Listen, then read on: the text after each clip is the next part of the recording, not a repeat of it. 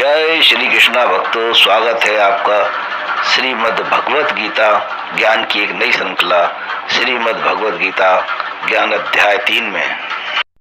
अर्जुन ने श्री कृष्ण भगवान से प्रश्न किया कि हे जनार्दन, यदि आप कर्म की अपेक्षा ज्ञान को श्रेष्ठ क्यों मानते हैं, तब मुझे भयंकर कर्म की ओर क्यों प्रेरित करते हैं। एक निश्चित बात बताइए जिससे मेरा कल्याण हो। श्री कृष्ण बोले, सिद्धि के 2 मार्ग हैं, ज्ञानियों के लिए ज्ञान योग और कर्मियों के लिए निष्काम कर्म योग।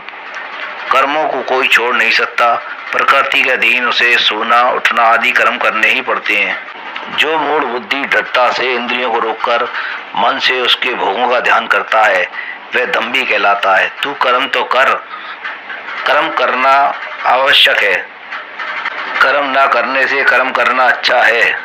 तुम लोग यज्ञ द्वारा देवताओं को संतुष्ट करो, वे तुम्हें उन्नत करेंगे। इस प्रकार परस्पर उन्नति करते हुए परम कल्याण को प्राप्त होगे। जो केवल अपने लिए भोग जमा करते हैं वे निश्चय ही पाप भोगते हैं। सब प्राणी अन्न से पैदा होते हैं, अन्न की उत्पत्ति वर्षा से और वृष्टि की रचना यज्ञ से होती है। जो पुरुष आत्म तत्व में लीन और संतुष्ट रहता है उसके लिए कुछ भी कर्तव्य नहीं है। अर्जुन, तू अनासक्त होकर कर्म कर। जनक आदि संतों ने ऐसे ही कर्म योग से सिद्धि पाई थी। फिर लोक हितार्थ भी कर्म करने चाहिए, कारण कि भले आदमी को देखकर दूसरे पुरुष उसका अनुसरण करते हैं। अर्जुन, मुझे ही देख, तीनों लोकों में मुझे सब कुछ प्राप्त है, तो भी तो मैं सत्कर्म करता हूँ। यदि मैं सत्कर्म त्याग दूं तब उसको देख सभी मेरा अनुसरण करने लगेंगे और सब लोग नष्ट हो जाएंगे और मैं सारी प्रजा का विनाशक कहलाऊंगा।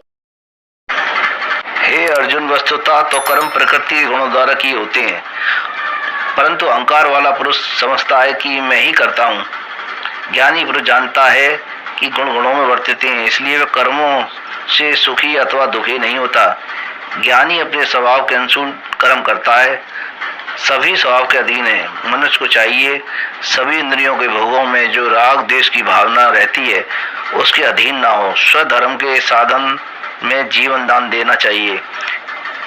दूसरे का धर्म भयकारक होता है। यह सुनकर अर्जुन ने पूछा, यदुपति, यह तो बताइए कि न चाहते हुए भी पुरुष से पाप कौन कराता है। भगवान श्री कृष्ण ने कहा, रजोगुण से उत्पन्न काम और क्रोध हैं जो मनुष्य को पाप की ओर ले जाता है।